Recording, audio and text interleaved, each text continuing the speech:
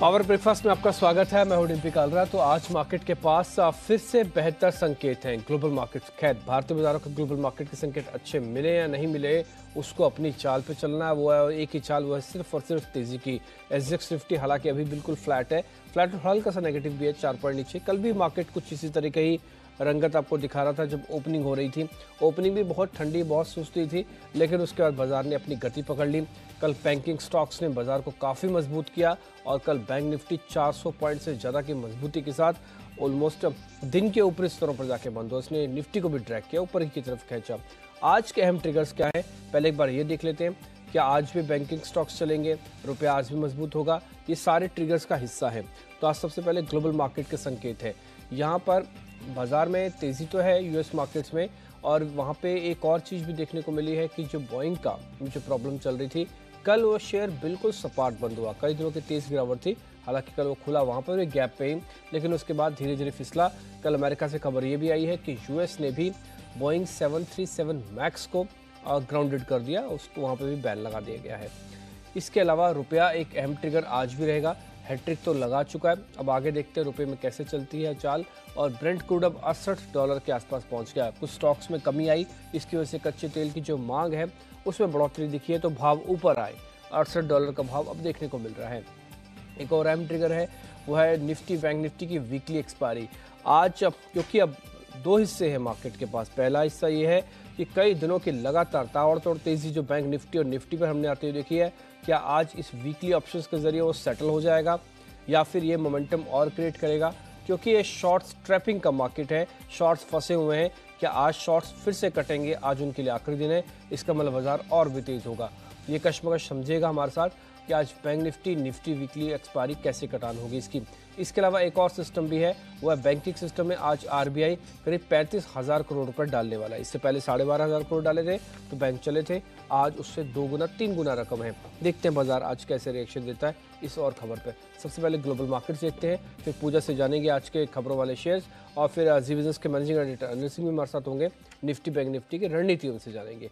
Sandeep, good morning. Global market के संकेत अच्छे संकेत हैं आज ग्लोबल मार्केट से। एज ए निफ्टी छोड़ दीजिए, बाकी एशियन मार्केट्स आज पॉजिटिव कारोबार कर रहे हैं।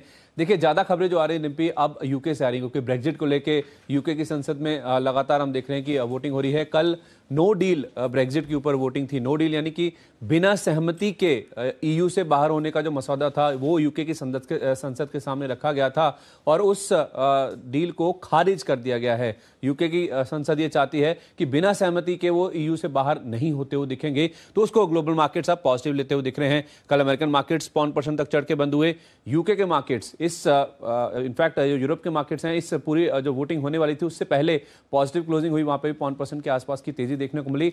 और आज भी दिन बहुत अहम है डिम्पी, क्योंकि आज फिर से यूके की जो संसद है उसमें वोटिंग होने वाली है। अब इस चीज को लेकर वोटिंग होगी कि क्या जो 29 मार्च की डेडलाइन है उसको आगे बढ़ा दिया जाए, यानी कि ब्रेग्जिट को टालने के ऊपर आज यूके की जो संसद है उसमें वोटिंग होती हुई दिखेगी। तो काफी अहम है, लेकिन हाँ, ये राहत की बात जरूर है कि अब बिना सहमति के यूके यूरोपीय संघ से बाहर नहीं होता हुआ दिखेगा। तो एक बहुत बड़ा रिस्पाइट है जो कि ग्लोबल मार्केट्स के संदर्भ में देखने को मिल रहा है। एशिया ऊपर है, यूके यूरोपियन मार्केट्स ऊपर बंद हुए थे, और यूएस के मार्केट्स भी तेजी के साथ ही बंद होते हुए दिखे। डाउ 148 अंकों की तेजी के साथ बंद हुआ, क्योंकि वहां पे जो आर्थिक आंकड़े आ रहे हैं वो भी सपोर्ट करते हुए दिख रहे हैं। दो आंकड़े आपके सामने रखना चाहता हूं। एक तो नॉन ड्यूरेबल ऑर्डर्स जो हैं उसमें 0.8% बढ़त हुई जनवरी में, 6 महीने में सबसे तेज बढ़त है। और कंस्ट्रक्शन स्पेंडिंग के आंकड़े भी आए थे, उसमें भी 9 महीने में सबसे तेज बढ़त देखने को मिली है। तो उससे यूएस के मार्केट्स में राहत देखने को मिली है। तो नेट देखा जाए अच्छी खबरें हैं ग्लोबल मार्केट से, और आज की जो यूके की वोटिंग है उस पर ग्लोबल मार्केट्स की नजर रहेगी।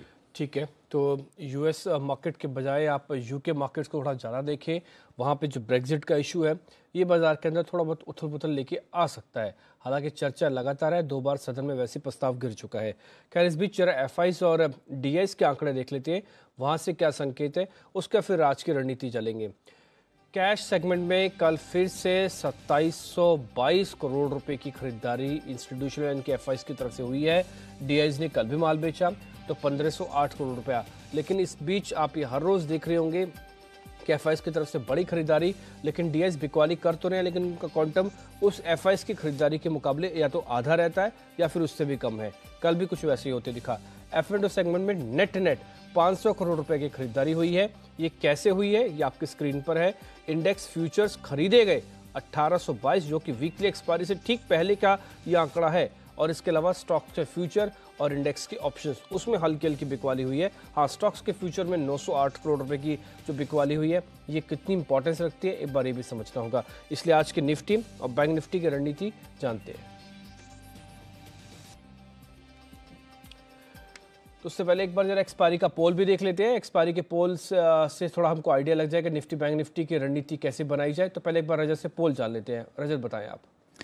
जी बिल्कुल, यहाँ पर जिस तरीके के समीकरण बन रहे हैं, एक तो निफ्टी देखिए यहाँ पर बिल्कुल भी कोई बदलाव नहीं, एक रेंज में फंसता हुआ नजर आएगा मार्केट। लेकिन इंपॉर्टेंट ये है कि 11,300 से 11,400 बहुत इंपॉर्टेंट रेंज मार्केट की है इस समय। मार्केट में इन्हीं लेवल्स के आसपास 11,350 से 11,400, ये कल भी हमने आपको बताया था 12:30 बजे कि इसी रेंज के बीचों बीच हो सकता है कि बाजार में कामकाज हो। 45% जानकारी मान के चल रहे हैं, और 11,300 से लेकर 11,350 ये 30% जानकार मान के चल रहे हैं। यानी कि 75% तक का ये जो 100 पॉइंट की रेंज है 11,300 से 11,400, ये रेंज टूटता नहीं देखते। अगर टूटी भी तो हो सकता है कि हायर लेवल पे टूटे, यानी कि अपर ब्रेकआउट ज्यादा चांसेस हैं बनते हुए नजर आए।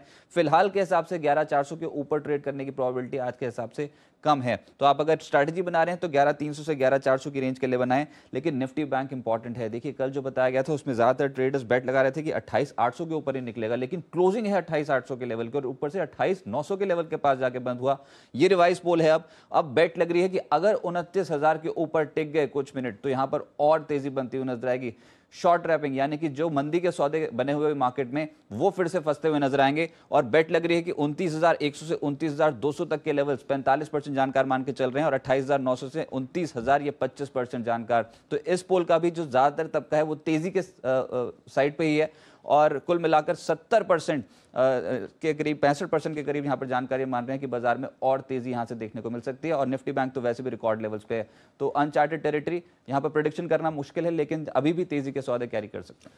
तेजी के सौदे पे ही ज़्यादा नज़र होगी, और यहाँ पे अभी बढ़कर ही पिक्चर दिख रही है कि बैंक निफ्टी आपको 29,100 29,200 तक जाता हुआ दिखे। पोल तो यही कह रहा है कि 29,000 के ऊपर बैंक निफ्टी की एक्सपायरी हो सकती है, और 11,400 तक आज निफ्टी भी आपको पहुंचता हुआ दिखेगा। लेकिन आज की रणनीति क्या रखें, कैसे रखें, एक बार ये समझ लेते हैं।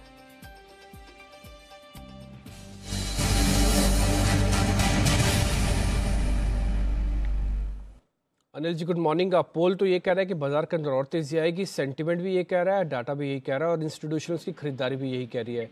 आप भी यही कहेंगे बाजार और चलेगा? हम लगातार यही बात करेंगे। देखिए एक्सपायरी के पहले मंदी तो नहीं है, अगर करेक्शन आना भी है तो एक्सपायरी के बाद ही आएगा। और अब आज एक्सपायरी का दिन है, तो अगर कमजोर शुरुआत हो, सुस्त शुरुआत हो तो खरीदारी के मौके होंगे। कमजोरी और सुस्ती ज्यादा देर टिकेगी नहीं। करेक्शन 7500 पॉइंट से ज्यादा का निफ्टी पर आना है नहीं इंट्राडे के दौरान, ये बात साफ दिख रही है। तो अब आज के लिए पहले 11,275 ये बड़ी अहमियत वाला लेवल है, यहाँ पर आपको नजर रखनी चाहिए। नीचे की तरफ 11,350 जो कल के हाई के आसपास है वो लेवल अहम है, उसके ऊपर टिकने पर तेजी और बढ़ती हुई दिखेगी। ऊपरी स्तर पर 11,400 तक जाने की कोशिश निफ्टी कर सकता है। तो ट्रेडिंग रेंज बेहद साफ दिख रही है, 11,275 से 11,400, और इस रेंज के पार किसी एक तरफ निकला तो 50 पॉइंट का और मूव आएगा। यानी कि 11,275 के नीचे गलती से फिसले तो 11,225, और 11,400 के पार निकल कर टिके तो 11,450 तक जाने की कोशिश भी बाजार की हो सकती है। ये तो होगी निफ्टी की बात। बैंक निफ्टी में देखिए जैसा कल भी हम बात कर रहे थे कि भाई सीधा 28,900 के आसपास का लेवल नजर आता है। 28,500 के ऊपर 400 पॉइंट का नॉन स्टॉप तेजी बनना था, हालांकि एक ही सेशन में बन गया, उसका अंदाजा नहीं था, वो थोड़ा जल्दी और फास्ट हो गया।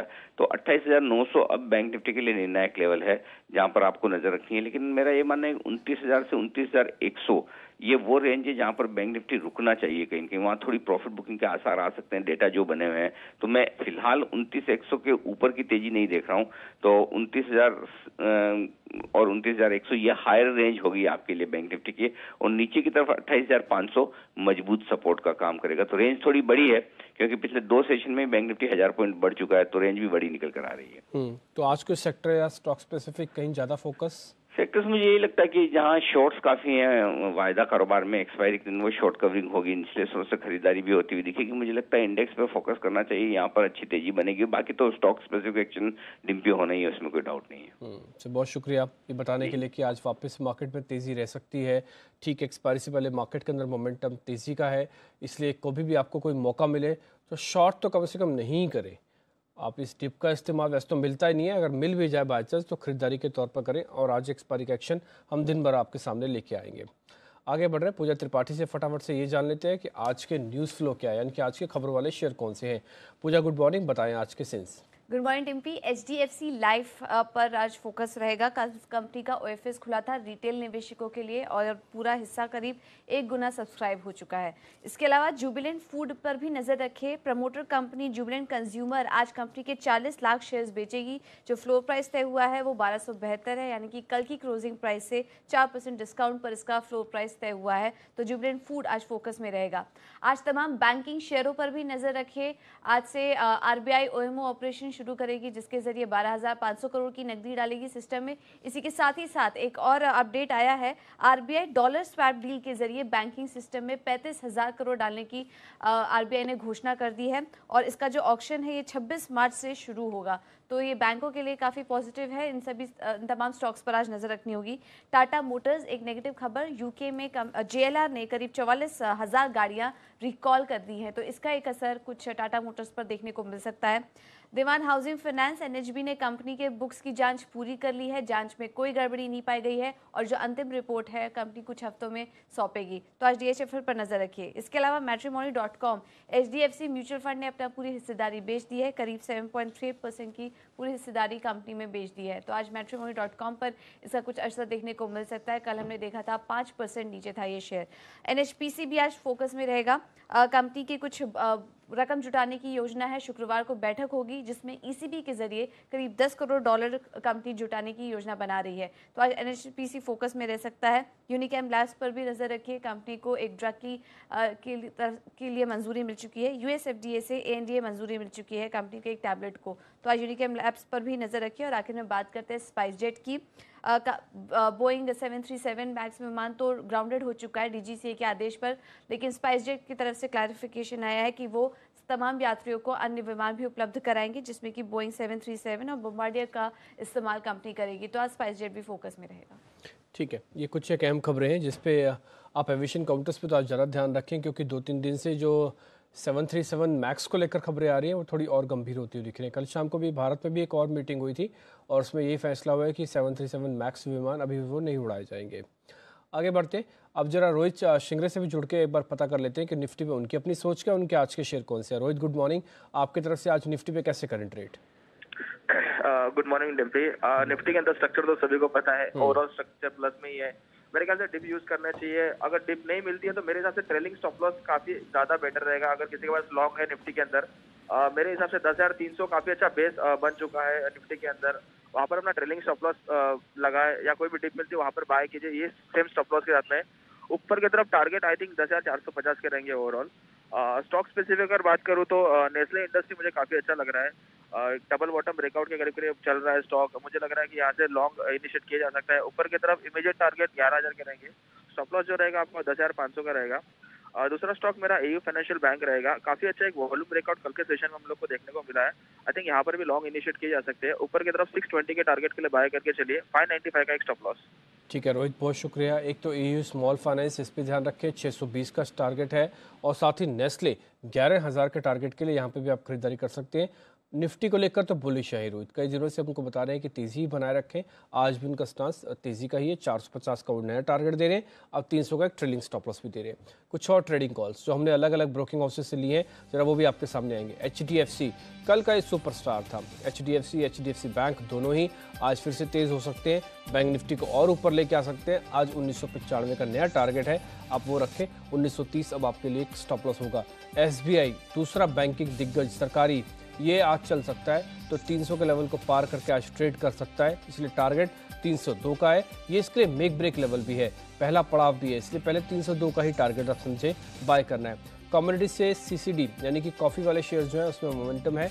कॉफ़ी डे एंटरप्राइजेस को आप प्लस कर सकते हैं। आज 308 रुपये का टारगेट है, अभी 300 के नीचे जाके बंद हुआ है और 294 का एक स्टॉप लॉस आपके लिए होगा। इस पर अगर आप कोई सौदा खड़ा कर रहे हैं। एक और दिग्गज बैंक वो है ICICI बैंक, 391 पे आसपास इसकी क्लोजिंग है।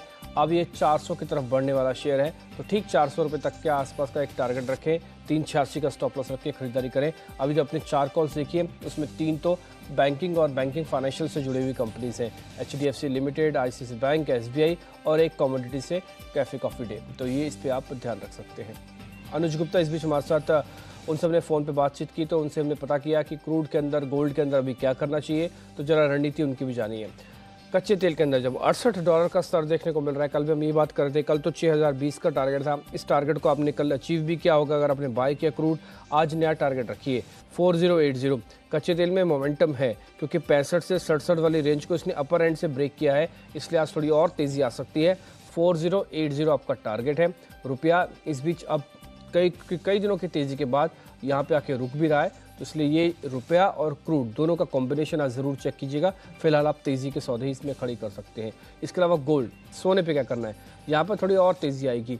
31,000, 850, 900 से हमने शुरू किया था आपके सामने बात रखनी कि इसके अंदर वापस से 32 और 32,000 के ऊपर के लेवल आपको देखने को मिलेंगे। आए हैं 32,200 पे कल क्लोजिंग मिली, आज 200-300 रुपये की मजबूती और आ सकती है, तो 32,500 रुपये तक का टारगेट रख के इस पे भी आप खरीदारी करें। तो क्रूड के अंदर और गोल्ड के अंदर दोनों के अंदर बाय आपको देखने को मिल रहा है। दिवांशी हमारे साथ जुड़ चुकी है। गुड मॉर्निंग दिवांशी, बताएं आज के ब्रोकिंग हाउसेस की रिपोर्ट से कह रही हैं। बिल्कुल, आज सबसे पहले तो टेलीकॉम सेक्टर से शुरुआत करते हैं। सीएलएसई की आज पॉजिटिव रिपोर्ट आती हुई दिख रही है और वो ये मान के चलते हैं कि सबसे पहले भारती एयरटेल उनकी टॉप पिक यहाँ से बनती दिख रही है और साथ ही वो मानते हैं कि यहाँ पे जो स्पेक्ट्रम है उसकी जो प्राइजेस हैं, कीमतें हैं, वो घट सकते हैं क्योंकि जो ओवरऑल सेक्टर है उसमें कंसोलिडेशन बहुत ज़्यादा दिखा है और इसी के चलते यहाँ पे जो कीमत है स्पेक्ट्रम की वो घट सकती है और इसके चलते जो मुनाफा है सारी कंपनीज का वो यहाँ पे बढ़ता हुआ दिख सकता है। रिटर्न रेशियोज थोड़े से सुधर सकते हैं, इसके चलते उनको भारती एयरटेल ज़्यादा पसंद है। इसके अलावा आज वोल्टास पर सीएलएसई की रिपोर्ट आती हुई दिखी है। बिकवाली की राय को उन्होंने बरकरार रखा है, लक्ष्य भी यहाँ पे 500 तक के दे रहे हैं, लेकिन कमेंट्री पॉजिटिव है। वो मानते हैं कि यहाँ पे जो जेवी है उसमें काफ़ी सुधार देखने को मिला है, मांग में बढ़त है और साथ ही अब वो जो वॉशिंग मशीन और फ्रिज का सेगमेंट है जॉइंट वेंचर में उस पर ज़्यादा फोकस कर रहे हैं। इसके साथ हेवल्स पर सिटी की रिपोर्ट आई है जहाँ पे उन्होंने अपने लक्ष्य को बढ़ा दिया है, 763 से बढ़ाकर 860 के अब नए लक्ष्य अब वो दे रहे हैं हेवल्स पर। यहाँ पे भी कमेंट्री काफ़ी पॉजिटिव है। साथ ही आज लुपिन पर मैक्वारी की रिपोर्ट है जहाँ पे वो अंडर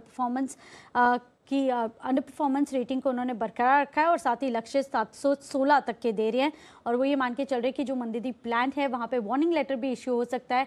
लेकिन अगर हम यूएस एक्सपोर्ट्स की बात करें तो कुल एक्सपोर्ट्स में से सिर्फ 5 से 6% एक्सपोर्ट्स जो है वो इस प्लान से, मंदीदी प्लान से आता हुआ दिख रहा है, तो बहुत ज़्यादा इम्पैक्ट ईपीएस पर नहीं होगा। जुबिलेंट फूड प्री एडलवाइस पर रिपोर्ट है जहाँ पे खरीदारी की राय है और लक्ष्य 1529 तक के दे रहे हैं और ये मान के चल रहे हैं कि जो चाइनीज़ क्यूएसआर में कंपनी अब एंटर कर रही है वो काफ़ी पॉजिटिव है, कंपनी को फायदा होता हुआ दिख सकता है। जेपी मॉर्गन की भी ओवरवेट की रेटिंग बरकरार है, जुबिलेंट फूड पर 1430 तक के लक्ष्य। और आखिर में एचसीएल टेक की क्रेडिट स्विस की रिपोर्ट है जहां पे आउटपरफॉर्मेंस की रेटिंग है और लक्ष्य 1310 के हैं। कंपनी ने एक अधिग्रहण किया है डिजिटल सेगमेंट में, वो काफ़ी फायदेमंद कंपनी के लिए साबित हो सकता है। ब्रिज एनविजन यहाँ पे कंपनी ने अधिग्रहण किया है, वो काफ़ी पॉजिटिव है और उन्होंने लक्ष्य बरकरार रखा है 1310 पर। ठीक है, कल भी 1 से 1.5% की तेजी के साथ एचसीएल टेक बंद हुआ था, आज पॉजिटिव रिपोर्ट आई है और ये कह रहे हैं कि इनका डिजिटल बिजनेस में जो एक्सपेंशन है वो इनके लिए हक की बात है। दिवांशी, बहुत शुक्रिया आपका। इस बीच इस कार्यक्रम से भी इतना ही।